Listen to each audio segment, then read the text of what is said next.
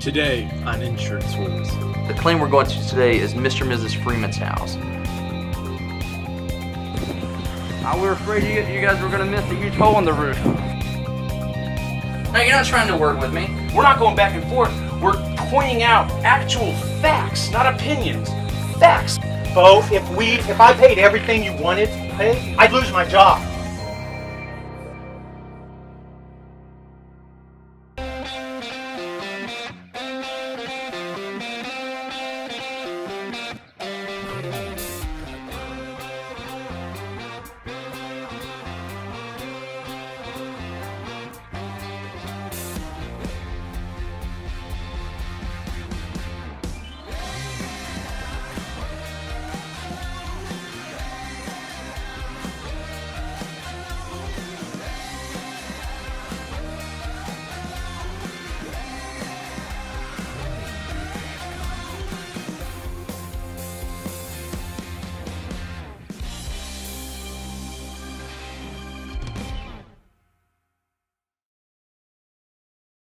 Okay, so we have a lot of claims going on, but the claim we're going to today is Mr. and Mrs. Freeman's house. So this is the third time I've been out there. 3 times. They're coming out today with an adjuster, a building consultant, and an engineer. Now, granted, I want you to understand, we already brought out a general contractor. He wrote up a report that says the house needs to be torn down. This is a fire loss with just tons of damage. So even though we had a general contractor write up a report saying that the house needs to be torn down and rebuilt and brought up to code, and then we had an independent engineer write up a report, he said the same thing. It needs to be torn down, bulldozed down, and rebuilt up to code.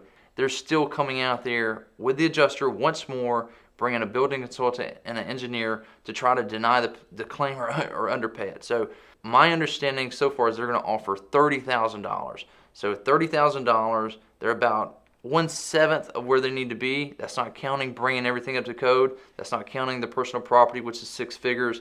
The additional living expenses, that's not counting the fencing, which is other structures. None of that. So we're going to go out there and meet these guys and basically break it down potato head style why they need to pay this claim, max out the limits. So I'm ready to work.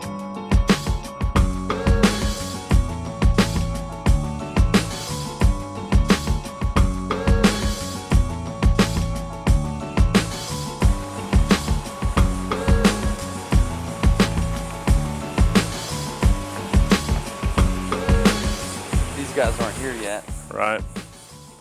Well, they got it already boarded up, so that's good news.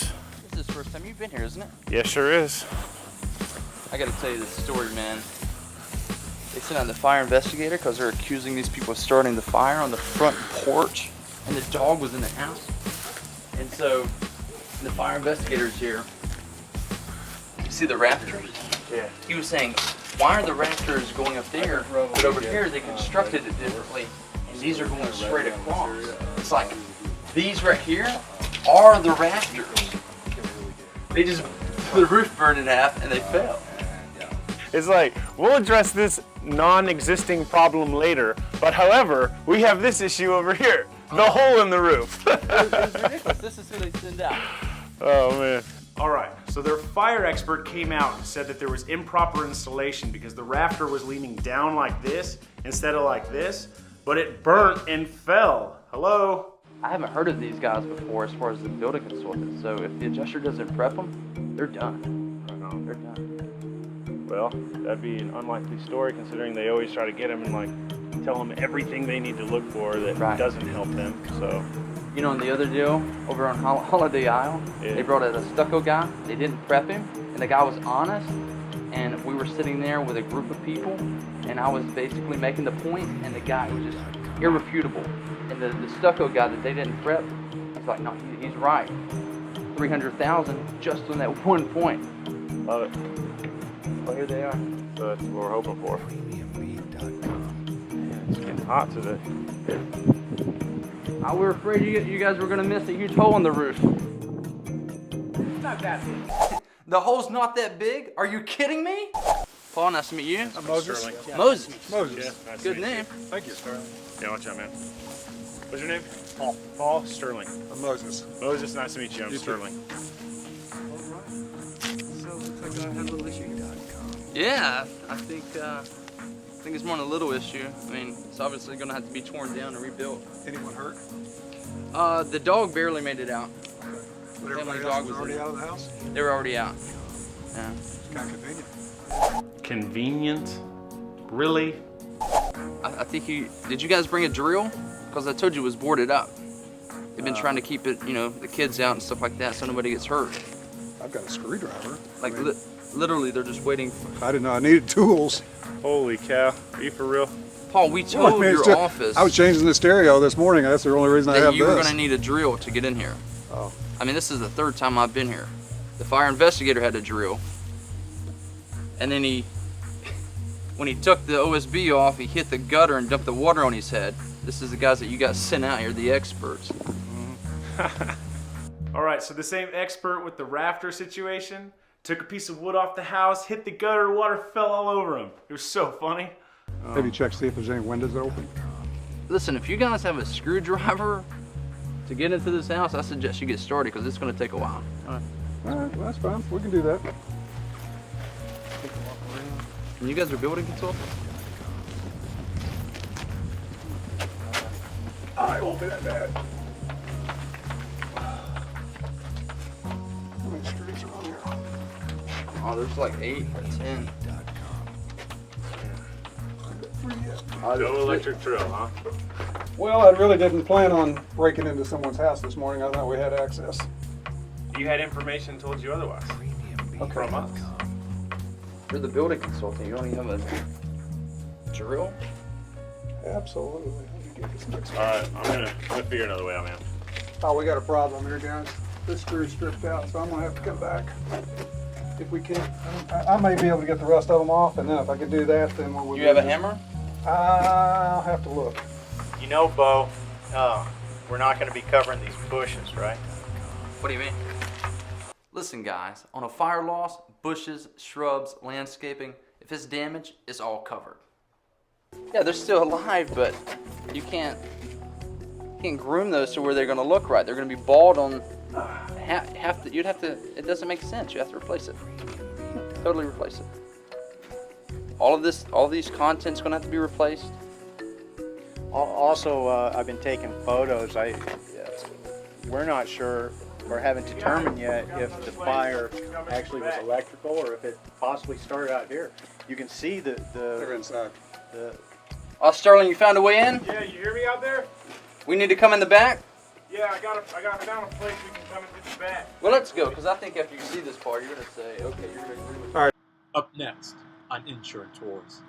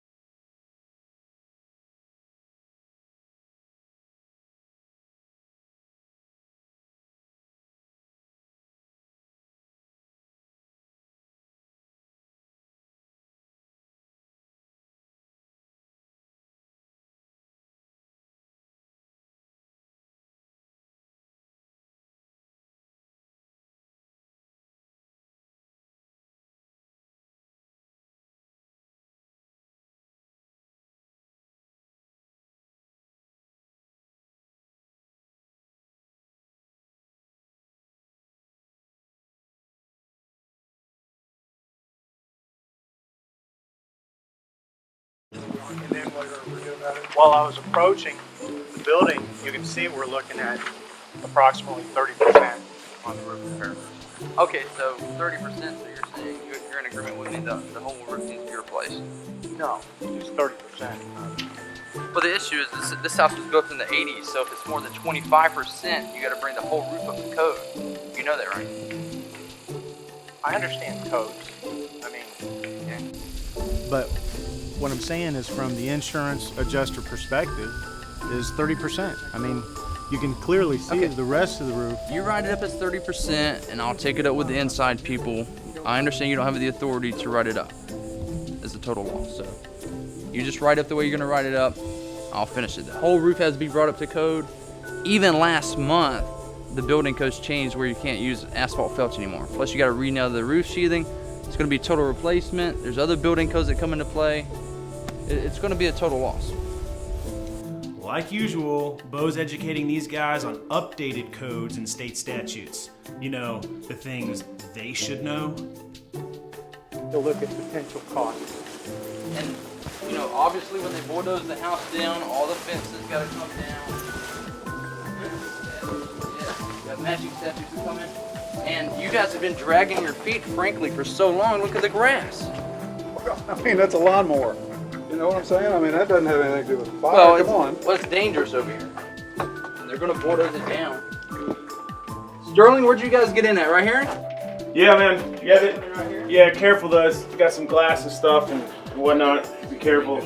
Nails and whatnot. So come on in, guys. Yeah, well, so we're not replacing any of this siding or the gutters up here. Yeah, you are. You didn't see how black it was? Look, the siding was literally charred. The paint on the gutters had bubbles in it. Between the direct physical loss and the matching statute, total loss. Well, the point of the matter is the house has caught on fire, and that's a covered peril, and the insurance company owes for it. So unless you're accusing my clients of committing fraud and are able to prove that, you have to pay the loss. Well, okay, but there's got to be an investigation. I mean, you said Well, the yourself fire marshal that came out here and he said that it was electrical fire. You guys sent your guys out here and they couldn't figure out if it was electrical fire or was started on the front porch. Well, if you don't have proof of any foul play, you have to pay for the loss. Alright, the only way these guys can outright deny a fire claim is if the homeowners themselves intentionally started the fire. Now these guys, they don't stop at anything. The roof, every bit of the roof is charred. It's ruined. I know, and that's an odd thing about this because where in the world could this fire have started? In the attic, Okay, with and electrical fire, look. And then what's in the attic that would Your have started it? own electrical engineer has put pink tape up here of possible starting areas. So it could easily have started here. It could easily have started here. The roof is gone. You have smoke damage all throughout the house. The drywall is ruined. You got water damage from the firemen. The cabinets are ruined. You can see the water damage over here at the base of the cabinets. It's swollen. Well, sure. I mean, they had to dump a lot of water on it. This thing was in full blaze. Right. But I mean, go ahead. I mean, okay, that's all fine, but how do we know what damage was already there and what was caused by the fire? That's the bottom line here. And that's how we look at it so that we can pay the appropriate amount if that's deemed. Well, I think it's safe to assume that there wasn't a huge, giant, gaping hole in the roof before. I mean, you agree with that?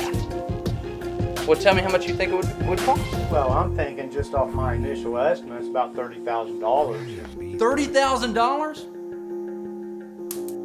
would be sufficient, considering the fact that we've got, multiple salaries. $30,000. Yes. So what are you estimating? What's the It's a total replacement loss. value? It's a total loss. Well, $30,000 isn't even going to address the roof. It won't even replace the roof. So, Paul, you're at $30,000 and you haven't even seen the whole house. That's unfair claims practices and it's bad faith claims practices. Like, you're already saying you're going to underpay this claim and you haven't even looked at the entire house. I understand. Let's finish looking. We're sitting here, you keep arguing with me. Let me finish my job here. Do your job. That's all I'm asking. I've been here 3 times. You want to start over here? Check it out, man.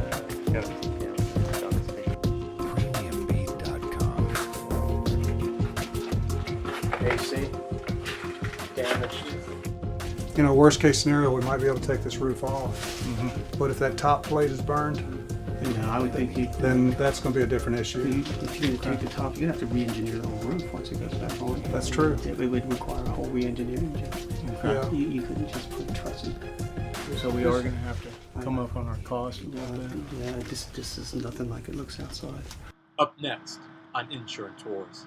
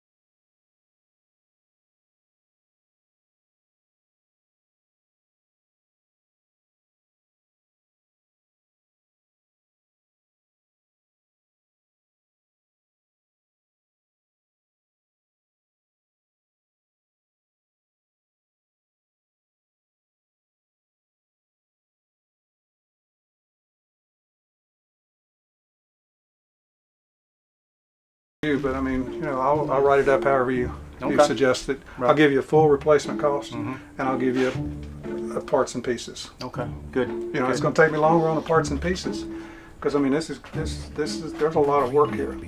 So it's up to you. It might be a better deal to just rip the whole roof off, put a new roof. Oh, the on, roof but is gone, we'll have yeah. to look around. Right, and see so what so it we're is. looking in, like I said earlier, increasing our costs a little bit. It is. Oh No yeah. doubt Looking we at have to this, go up. I mean, we can look at the other side, but if this side is like this and it's that far from the fire, chances Right. are the other is too. Okay. Yeah, I agree. Let's go look over there. All right, let's take a look. So you're, Well, you're still square with the 30,000 that you said earlier. Well, okay, look, I'll concede that, you know, we can go up a little bit, okay, after reviewing the other half of the house, okay? Well, let's look at this other house because I think you're going to concede to the whole thing. Well, All right. Because we're involved, they're now starting to realize that they can't get away with what they used to get away with. We don't know where it came from. No, It could have been Moses. there during the fire. I don't know. You're a building consultant. Right. You're a contractor. You have nothing to do with contents. Well, that's so true. So I'm asking you a question. Okay. Is your firm willing to stand behind the fact that you're saying that there's no mold in this house? No, what I'm willing to Well, say okay is that- then. That's all we need to know. Mr. Structural Engineer, are you willing to put your firm on the line saying there's no mold in this house and that these trusses and so forth are up to code? No, I would definitely state that the trusses are not up to code. And that the hurricane straps aren't up to code? And how the brick is tying into the house is not up to code? I can't verify that, but I Right. would guess that 30 years ago it was a different code than it is now. So Well, of course. When you And- replace the roof, you're going to have to bring it up. And not only is the OSB charred throughout the house from the fire and the smoke, but it was soaked from the firemen. It's like the water ruins the plywood, it ruins any OSB. You know, you keep going back to this water thing, but these clothes are clean. There's powder. Again- There's powder on the floor. You're a building consultant. Right, right. You're not the adjuster. If the adjuster wants to address the contents, we'll do that. Okay, my bad. I'll stay I mean, home. are you No, adjusting a claim without a license, sir? No, I'm not. What is your adjuster license number? You understand that's I a understand. felony. So here you are as a contractor, and I'm you're the trying claims to. adjuster. Excuse me. You're a contractor, and you're trying to adjust a claim without a license. That's a felony. No, you're And- incorrect. No, that is I've correct. tried to be nice, but here's what the fact is. The fact is, I was invited to come out here and take a look at this property to see whether or not it could be repaired. So did I'm the doing insurance that. company Now, ask in you the process of to doing give that- advice on In contents? the process of doing that, I'm looking at and seeing things that are obvious. Obviously, there is a pile of clothes here that are still dry. Obviously, there's That's powder none- over that's the none of your floor. business. But it doesn't mean that It's none I of your can't business. point that out. No, I'm not saying that the It claim does is mean that not you can't or point it out because you're not adjusting the claim. If you're here as a building consultant, you need to act as a building consultant, not as a content specialist. So you're adjusting a claim without a license. I'm not. So adjusting I anything. suggest I'm just merely pointing you out. quit something. breaking the law. So everything, the brick, at least some part of the flooring, all throughout the house, some part of the drywall, all throughout the house, some part of the roof, all throughout the house has to be repaired or replaced. Am I right? Yes, there is some work that needs to be done. Okay.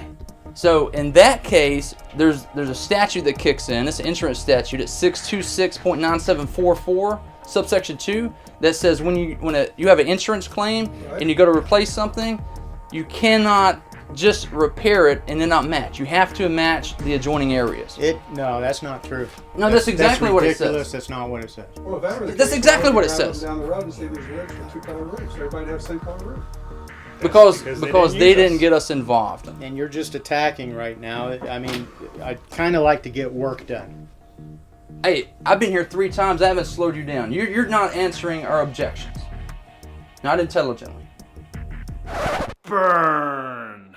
I'd like you to piecemeal this together. It's considerably more damage. Get it? Burn? It's not going to have my Yeah, name. well, we didn't build it, so I mean, there's a lot of things I would have done differently, but it doesn't mean that it's. Well, it was built all 30 mine. years ago. Yeah. It was built probably because of then, but now you walk in here and look at this, you wouldn't want this. You'd want it fixed, right? I mean, again, if you want me and my company to do anything here, it's going to have to be done right. Yeah. I wouldn't piecemeal this together at all. And I have to go by the engineer. Okay. So whatever the engineer says is what I have to do. That's the right thing to do. 'Cause other than that, we're putting a Band-Aid on a cancer, and nobody wants that. All right. So we won't pay. Are you kidding me? Are you kidding me? Literally, look at it. Have you seen behind this installation? The cabinets literally caught on fire here. It's got water damage too, obviously all over the bottom of it. It has mold behind it, underneath it. It caught on fire here, literally. And then over here, you have the rafters and the trusses literally collapsed down on the cabinets and broke them off the wall. It's still there. The fireman did that. It doesn't matter. Even first of all, I don't believe it because it fell down from the big hole in the roof. But even if the fireman did it, it doesn't matter. It's covered. It happened because of a covered peril. Bo, if I paid everything you wanted paid, I'd lose my job. Listen, all right? listen. I'm not discussing this anymore with you.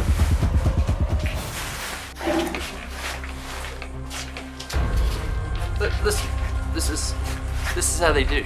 See, basically, you have violation after violation of insurance state statutes. You got matching state statutes they're violating. Okay, you got the policy that they're violating, the principle of indemnity that they're violating, building codes, all these state statutes. Also, now they're not even discussing the claim with me, which is a violation of another insurance state statute, where it says the insurance company has to negotiate and try to settle with a public adjuster. So this is why we need to get involved on these deals. But we were going back and forth. The adjusters say the same thing you're saying all the time. We do this all the time. We do this all the time. It doesn't matter that something's been done all the time. It doesn't mean it's right. You guys have been taking advantage of the homeowners for years, and they had nowhere to turn. They turned to the attorneys, and they didn't have the money to pay them by the hour, or they're taking too big of a fee. They had nowhere to turn. Now we're here, they're turning to us, and we're making you guys pay what you're supposed to. How come there hasn't been all these complaints over the years? Not only that, You know, well, because everyone you who said does we're going this. back and forth, Well, are you used to just coming in and being like, okay, 30,000, here's it? We're not going back and forth. We're pointing out actual facts, not opinions. Facts of why you need to pay what you need to pay. That's not going back and forth. I understand that. Are you just used to coming in and not having anybody say, well, wait a minute, I don't agree with you? I think we're done here, sir. Yeah, He doesn't have yeah. the authority anyway. I'm over it now.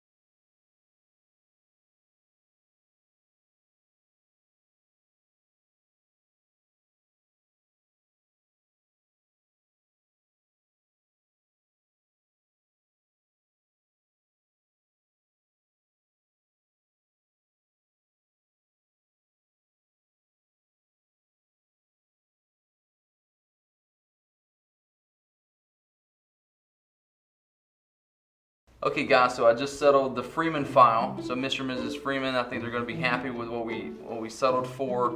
So Sterling, I want to give them a call to give them an update. Caleb, from beginning to end, how long did this claim take us? Just a little bit over 60 days. Okay, so that's not bad with the insurance company dragging their feet. Is that the file there? Yeah, the stamp result right here. Yeah, I've got him on. I'm calling him right now. Fantastic. Hello? Hey, Mr. Freeman, it's Sterling over at Noble Public Adjusting Group. Hey, Sterling, what's going on? Hey, great. I'm doing fantastic.